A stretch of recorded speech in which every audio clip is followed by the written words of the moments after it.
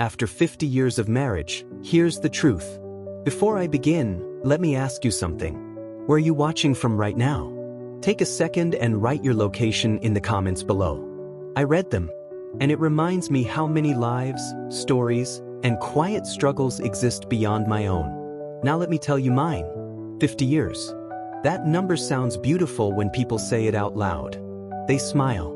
They congratulate you. They call it an achievement. And yes, in many ways it is. But what they don't tell you is this. A long marriage isn't built on constant happiness. It's built on endurance. I met my wife when we were young, too young to understand what forever really meant. We didn't have wisdom. We didn't have experience. We had hope. And sometimes, hope is enough to get you started. Back then, love felt effortless. We laughed easily. We forgave quickly.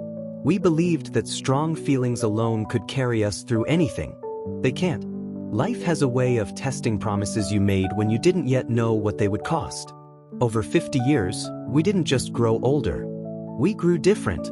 There were years we felt deeply connected, and years we felt like strangers sharing the same space. There were seasons of joy, and seasons where silence filled the room louder than any argument ever could. People assume the hardest part of marriage is learning how to love someone. That's not true. The hardest part is learning how to keep loving someone while both of you keep changing. No one prepares you for that. There were moments I felt unseen, moments she felt unheard, moments we both wondered, quietly, if this was what life was supposed to feel like. We never talked about those doubts with anyone else. You didn't do that back then. You stayed. You endured. You kept going. Sometimes that was strength. Sometimes it was fear. We raised children. We paid bills. We handled responsibilities. And somewhere in between, we lost parts of ourselves without even realizing it. Love didn't disappear, but it changed shape. It became quieter, less dramatic, more practical. Some days, love looked like patience. Other days, it looked like silence. And sometimes, it looked like choosing not to walk away, even when it would have been easier. Here's something I wish someone had told me early on. A long marriage will break you open before it builds you back up. There were years when resentment grew slowly, not because of big betrayals, but because of small, unspoken disappointments. The words you don't say don't disappear. They settle. They wait. And if you don't face them, they quietly shape how you see each other. I won't pretend we did everything right. We didn't. There were apologies that came too late. Conversations that should have happened sooner. Moments we chose pride over understanding. But there was also commitment. And commitment is what carries you when feelings fall short. After 50 years, I've learned that marriage isn't about finding the right person. It's about becoming the kind of person who stays honest, even when it's uncomfortable. What no one tells you is that love isn't proven during the good years. It's revealed during the quiet ones. The ones where nothing is wrong, but nothing feels right either. Those are the years that decide everything. And we had many of them. Looking back now, I realize how close we came to drifting apart without ever officially leaving each other. That's a kind of loneliness people don't talk about. You can share a home, a history, a life, and still feel alone. But here's the truth most people don't expect me to say. Staying wasn't always the bravest thing I did. Learning how to truly listen, that was. And it took me decades to learn. In the next part, I'll tell you about the moment everything nearly fell apart, and what finally forced us to face the truth we'd been avoiding for years. There's a moment in every long marriage that no one warns you about. It's not a fight. It's not betrayal. It's not a single mistake. It's the moment you realize you've been living beside each other instead of with each other. For us, that moment came quietly. The children were grown. The house was quieter than it had ever been. The responsibilities that once filled our days were suddenly gone. And with them, the distractions that kept us from noticing what had been missing. We were sitting in the same room one evening. No argument. No tension. Just silence. But it wasn't peaceful silence. It was heavy. I remember looking at her and realizing how little I knew about the woman she had become. And I felt something uncomfortable rise in my chest. Not anger, not sadness, but fear. Fear that we had spent decades surviving together without actually growing together. Fear that we had waited too long to notice. That night she spoke first. Not loudly, not emotionally, just honestly. She said, "I don't know when we stop talking, but I miss you even when you're right here." That sentence hit harder than any argument ever could. Because I knew she was right. Somewhere along the way, we had replaced conversation with routine. We talked about logistics, schedules, responsibilities, but we stopped talking about ourselves. I realized then how many times I had chosen being right over being kind. How often I had listened just enough to respond, not enough to understand. I had convinced myself that staying meant I was doing my part.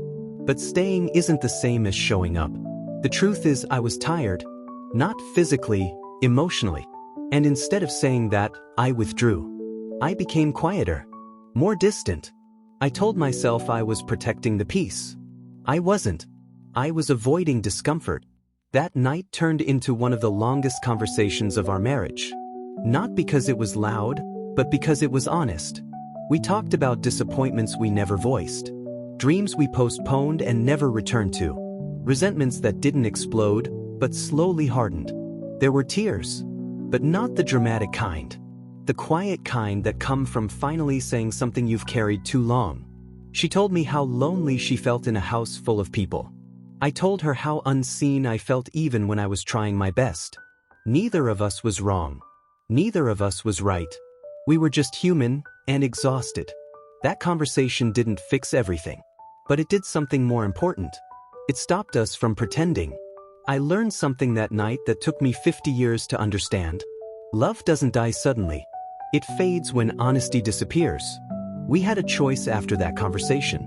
We could continue as we were, comfortable, familiar, and slowly drifting further apart. Or we could do the harder thing, relearn each other. That meant uncomfortable conversations, admitting mistakes without defending them, listening without interrupting, letting go of the version of marriage we thought we were supposed to have. And that wasn't easy. Change is harder at this stage of life. Patterns are deep. Habits are strong. Pride is quiet but stubborn. There were days we slipped back into old ways. Days we avoided talking because it felt easier. But something had shifted. We were no longer pretending everything was fine. We were choosing honesty over comfort. And slowly, very slowly, something returned. Not the passion of youth. Not the excitement of beginnings. But something deeper. Respect. Understanding. Presence. In the final part, I'll tell you the truth people don't expect after 50 years of marriage, the lesson I wish we had learned sooner, and what truly matters if you want love to last beyond time. After 50 years of marriage, here's the truth most people don't expect. Love doesn't stay alive because you never hurt each other. It stays alive because you learn how to face the hurt together. When people ask me the secret to a long marriage, they expect a simple answer. Something comforting. Something easy to repeat. But the real answer is uncomfortable. A long marriage survives not because two people are perfect for each other, but because they choose humility over pride, again and again. We didn't always do that. There were years when we stopped choosing each other and started choosing ourselves. Years when we assumed the other person would always be there, no matter how distant we became. That assumption is dangerous. Marriage doesn't break because of one big moment. It breaks because of thousands of small ones. The conversations you postpone. The apologies you swallow. The listening you stop doing. What saved us wasn't romance. It wasn't therapy. It wasn't luck. It was the decision to stop keeping score. To stop saying, "I've already given enough. I've already tried. It's their turn." Love isn't a transaction. The moment it becomes one, resentment grows. At some point, I realized something painful about myself. I wanted to be understood more than I wanted to understand. I wanted appreciation more than I offered it. I wanted peace without doing the work to create it.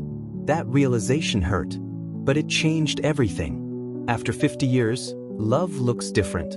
It looks like patience when you're tired, like listening even when you disagree, like choosing kindness when silence would be easier. It looks like forgiving things that will never get a perfect apology. and apologizing for things you didn't realize mattered so much. One of the greatest lies we believe about marriage is this: that love should feel the same forever. It won't. Love evolves or it disappears. And when it evolves, it becomes less exciting, but more meaningful. Less intense, but more honest. Today, my wife and I don't need grand gestures. We need presence. We sit together more. We acknowledge when we're tired, scared, or uncertain instead of hiding it. We don't pretend we didn't lose time. We accept it. And here's the truth I want to leave you with, especially if you're watching this while sitting next to someone you love. Don't wait 50 years to say what matters. Don't assume tomorrow will give you another chance to listen. Don't confuse staying with loving. If you're in a relationship, ask yourself this honestly: when was the last time you truly listened, not to reply, but to understand?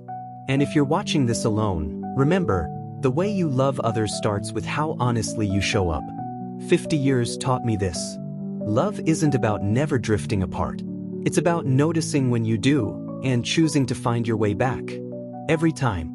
If this story resonated with you, take a moment to reflect. And if you feel comfortable, tell me in the comments, where are you watching from, and what's one truth about love you've learned along the way?